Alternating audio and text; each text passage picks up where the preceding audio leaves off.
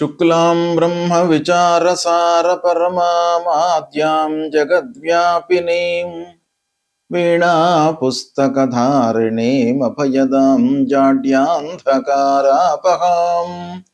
हस्ते स्फाटिकमालिकां विदधतीं पद्मासने संस्थितां वन्दे तां परमेश्वरीं भगवतीं बुद्धिप्रदां शारदां।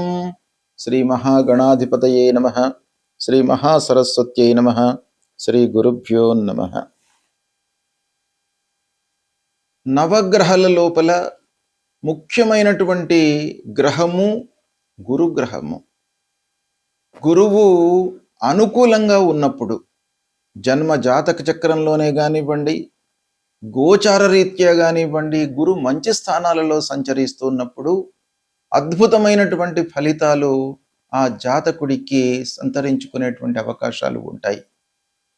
కనుక గురువు యొక్క ప్రభావము చాలా ఉంటుంది. ఆ గురువు ముఖ్యంగా సంపూర్ణ శుభగ్రహము, అంటే స్వయంగా శుభగ్రహమైనటువంటి ఆ గురువు యొక్క దృష్టి కానివ్వండి, కారకత్వం కానివ్వండి, గోచార రీత్యా ఉంటున్నటువంటి స్థానము రీత్యా కానివ్వండి, మనకు ఫలితాలు అనేటువంటివి ఆ జాతకుడికి చాలా ఎఫెక్టివ్గా ఉండేటువంటి అవకాశాలు ఉంటాయి. కనుక గురువు ఏ స్థానాలలో సంచరిస్తున్నాడు, ఇప్పుడు గురువు యొక్క ఎఫెక్ట్ ఎలా ఉంది ద్వాదశ రాశుల వారికి అనే విషయాన్ని మనము తెలుసుకునే ముందు, గురువు ఉత్తమమైనటువంటి ఫలితాలను సాధారణంగా 2, 5, 7, 9, 11 స్థానాలలో గోచార రీత్యా సంచరిస్తున్నప్పుడు శుభ ఫలితాలను ఇస్తాడు. 3, 4, 10 స్థానాలలో సంచరిస్తున్నప్పుడు మధ్యమమైనటువంటి ఫలితాలను ఇస్తాడు. 6, 8, 12 స్థానాలలో సంచరిస్తున్నప్పుడు దుష్ప్రభావాన్ని చూయిస్తాడు. జన్మస్థానంలో సంచరిస్తున్నప్పుడు కూడాను కొన్ని విషయాలను మనము దృష్టిలో పెట్టుకొని మధ్యస్థమైనటువంటి ఫలితాలు ఇచ్చే అవకాశాలు ఉంటాయి. అంతేకాకుండా గురువు యొక్క ఫలితాన్ని మనము క్రోడీకరించి చూడాలి. ఎలానంటే, గురువు సంపూర్ణ శుభగ్రహము, గురువు యొక్క కారకత్వాలు, అంటే గురువు సాధారణంగా మనకు ఏ ఏ విషయాలపై ప్రభావాన్ని చూపిస్తాడు అనే విషయాన్ని మనం చూసినట్టయితే, ధనము, జ్ఞానము, విద్య, సంతానము, ధర్మకార్యాలు, అదృష్టము, చదువు, తర్వాత స్త్రీలకు వివాహము, సంతానము, ఇలాంటి ఎన్నెన్నో విషయాలపై గురువు యొక్క ప్రభావం ఉంటుంది. ఇవన్నీ కూడాను గురువు యొక్క కారకత్వాలు. అంతేకాకుండా కారకత్వంతో పాటుగా గురువు సంచరిస్తున్నటువంటి స్థానం కూడాను ప్రబలంగా మనం లెక్కలోకి తీసుకోవాల్సి వస్తుంది ఫలితాలు చెప్పే సమక్షం లోపల. ఆ స్థాన బలం కూడాను ఉండాలి. అంటే కారకత్వము, స్థాన బలము కలిసినట్టయితే శుభప్రదమైనటువంటి ఫలితాలను ఆ గురువు ఇస్తాడు. అయితే విరుద్ధ స్థానాలలో సంచరిస్తున్నప్పుడు, అంటే అశుభ స్థానాలలో సంచరిస్తున్నప్పుడు గురువు నైసర్గికంగా స్వభావరీత్యా శుభగ్రహం గనుక మిశ్రమ ఫలితాలను ఇచ్చేటువంటి అవకాశాలు ఉంటాయి. కాబట్టి గురువు సాధారణంగా ఏ స్థానంలో ఉన్నప్పటికీ ఎంతో కొంత మనకు మేలు చేసేటువంటి అవకాశాలే ఉంటాయి అనేటువంటిది మనకు శాస్త్ర వచనం గనుక గురువు యొక్క ప్రాధాన్యత చాలా ఉంది. అయితే ప్రస్తుతము గురువు మిథున రాశిలో సంచరిస్తున్నాడు. మిథున రాశి అంటే బుధుని క్షేత్రంలో సంచరిస్తున్నాడు. బుధుడు గురుగ్రహానికి సముడు, అంటే గురువు బుధుడికి శత్రువు, బుధుడు గురువుకు సముడు అన్నమాట. అంటే సమశత్రుత్వము కలిగినటువంటి రాశి లోపల గురుగ్రహము సంచారము చేస్తున్నాడు. పునర్వసు నక్షత్రంలో 1వ తారీఖు, అంటే 1 జూన్ 2026 వరకు సంచరిస్తున్నాడు. దీన్ని దృష్టిలో పెట్టుకున్నట్టయితే మనకు 12 రాసుల వారికి ఎలాంటి ఫలితాలు ఉంటాయి అనేటువంటి విషయాన్ని మనం తెలుసుకుందాం.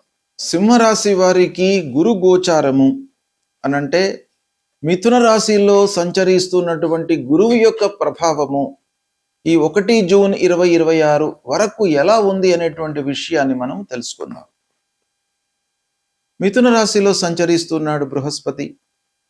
అంటే సింహరాశి జాతకులకు ఏకాదశ స్థానం అవుతుంది.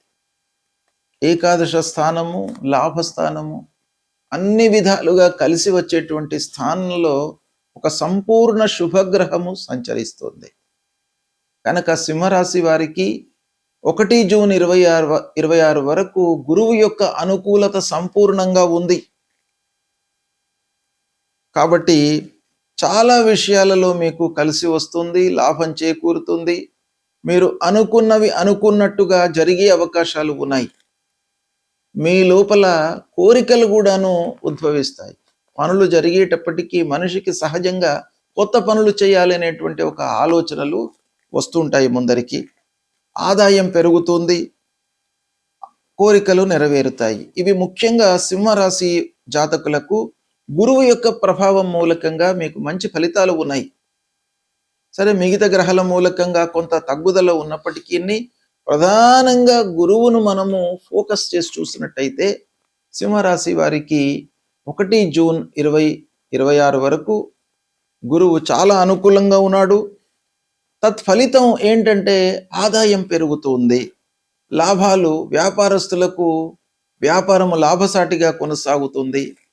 ఇక ప్రారంభించినటువంటి పనులను మీరు సమయం లోపల పూర్తి చేయగలుగుతారు.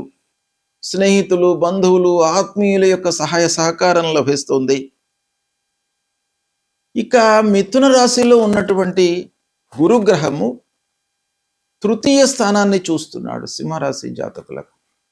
అంటే మీ లోపల ఒక సమయ స్ఫూర్తితో నిర్ణయాలు తీసుకునేటువంటి మనస్తత్వం డెవలప్ అవుతుంది. ధైర్య సాహసాలు పెరుగుతాయి, కమ్యూనికేషన్ స్కిల్ పెరుగుతుంది, మాట తీరుతో మీకు పనులు నెరవేరేటువంటి అవకాశాలు బాగా కనబడుతున్నాయి, ప్రయాణాలు లాభిస్తాయి. ఇక పిల్లల విషయంలో మీకు చాలా మంచి జరుగుతుంది. వాళ్ళ యొక్క చదువు, సెటిల్మెంటు, వివాహాది శుభకార్యాల విషయంలో తలపెట్టినటువంటి ప్రయత్నాలన్నీ కూడాను మీకు కలిసి వస్తాయి. పిల్లలు ఒక మంచి స్థాయిలో నిలిచేటువంటి అవకాశాలు ఉన్నాయి. అంటే సంతానం మూలకంగా మీకు ఆనందదాయకమైనటువంటి సమయము. పిల్లలు విద్య లోపల కూడాను, అంటే చదువు లోపల ఒక మంచి స్థితికి వచ్చేటువంటి అవకాశాలు బాగా ఉన్నాయి. మంచి ర్యాంకుతో ఉత్తీర్ణులవుతారు, మంచి సంస్థలో చేరే అవకాశాలు ఉన్నాయి. ప్రేమ భావన పెరుగుతుంది కుటుంబం లోపల. భార్య, పిల్లలు, కుటుంబ పెద్దలు అందరితో కూడాను మీరు సఖ్యతతో ఉంటారు. వివాహ ప్రయత్నాలు కలిసి వస్తాయి. ఇక వ్యాపారస్తులకు, పార్ట్నర్స్తో చేస్తున్నటువంటి వారికి ముఖ్యంగా ఈ సమయము చాలా అనుకూలమైనటువంటి సమయము. వ్యాపారము మీరు పెంచుతారు, అంటే విస్తీర్ణం వైపున ఆలోచన చేస్తారు. ఇకపోతే అన్ని విషయాలలో మీకు కలిసి వస్తుంది. పూర్వం పెట్టినటువంటి పెట్టుబడుల మూలకంగా మీకు లాభం కనబడుతుంది. సమాజంలో గౌరవ మర్యాదలు లభిస్తాయి. సామాజిక పరంగా మీకు ఒక మంచి స్థానం కలుగుతుంది. మీకు ఉన్నటువంటి సహజమైనటువంటి స్నేహితులు, బంధువులు, వాళ్ళందరి మూలకంగా కూడాను లాభం చేకూరుతుంది. అనుకూలమైనటువంటి వాతావరణము ఓవరాల్గా ఉంది.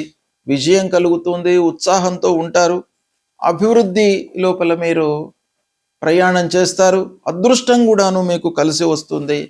ఇది ఓవరాల్గా గురువుకు సంబంధించినటువంటి ఫలితాలు. ఈ 1 జూన్ 2026 వరకు మీకు చాలా శుభప్రదంగా ఉన్నాయి. అయితే మిగతా గ్రహాల యొక్క స్థితిని కూడాను మనము తీసుకున్నట్టయితే కొంత మీరు ఎఫర్ట్స్ పెట్టాలి. అయితే ఈ గురుగ్రహం మూలకంగా మీకు ఫలితాలు అందాలి, ఫలాలు మీరు సంపూర్ణంగా అనుభవించాలి అనంటే మీ వైపు నుంచి మీరు ఎఫర్ట్స్ బాగా పెట్టాలి. అప్పుడు మీకు 95% శుభ ఫలితాలు కలిగేటువంటి అవకాశం ఉంటుంది. సద్వినియోగపరచుకోండి. గురువు ప్రతికూల, అనుకూల, మధ్యస్థ స్థానాలలో సంచరిస్తున్నప్పుడు మనము తప్పకుండా పరిహారాలను చేసుకోవాలి. సాంప్రదాయ జ్యోతిష్యం ప్రకారంగా ఆధునికంగా మనము చూస్తున్నటువంటి అన్ని విషయాలను మనము దృష్టిలో పెట్టుకున్నట్టయితే శుభస్థానాలలో సంచరించడము, శుభ దృష్టి ఉండడము, గోచార రీత్యా అనుకూలమైనటువంటి స్థానాలలో సంచరించడము, కారకత్వాలు వీటన్నిటిని కూడాను మనం దృష్టిలో పెట్టుకున్నట్టయితే శుభ అశుభ స్థానాలు, పరిహారాలు వీటిని మనము నిర్ణయించుకొని గురువుకు సంబంధించినటువంటి విషయాలలో మనం పరిహారం చేసుకోవాలి. ముఖ్యంగా ఏంటంటే ద్వితీయ, పంచమ, సప్తమ, నవమ, ఏకాదశ స్థానాలలో మంచి ఫలితాలను ఇస్తాడు గురువు. అంటే గోచార రీత్యా ఈ స్థానాల్లో సంచరిస్తున్నప్పుడు శుభ ఫలితాలను ఇస్తాడు. శుభ ఫలితాలను ఇస్తున్నప్పుడు ఆ గురువును మనం పూజించడం మూలకంగా ఏకాగ్రత కలిగేటువంటి అవకాశాలు ఉంటాయి. అంటే గురువుల యొక్క ఇంకా అనుగ్రహం పెరగడానికై మనం చేయాలి. ఇక 3, 4, 10 స్థానాలలో సంచరిస్తున్నప్పుడు మధ్యమమైనటువంటి ఫలితాలను ఇస్తాడు. ఈ మధ్యమమైనటువంటి ఫలితాలను ఇస్తున్నప్పుడు గురువుకు సంబంధించినటువంటి స్తోత్రాలు, పారాయణాలు చేసుకోవాలి. ఇక ముఖ్యంగా అరిష్ట స్థానాలు, దుస్థానాలలో సంచరిస్తున్నప్పుడు మట్టుకు మనము తప్పకుండా పరిహారాలను చేసుకోవాలి.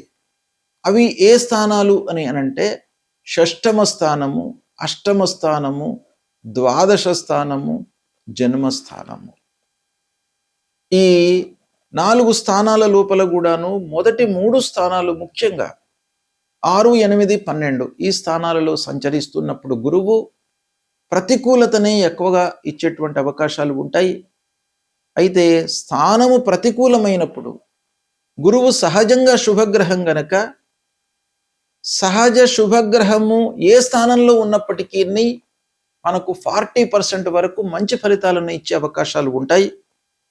ఇక స్థాన ప్రభావం మూలకంగా ±40% ఫలితాలను ఇచ్చేటువంటి అవకాశాలు ఉంటాయి. ఇక దృష్టి మూలకంగా మనకు ±20% ఫలితాలను ఇచ్చే అవకాశాలు ఉంటాయి.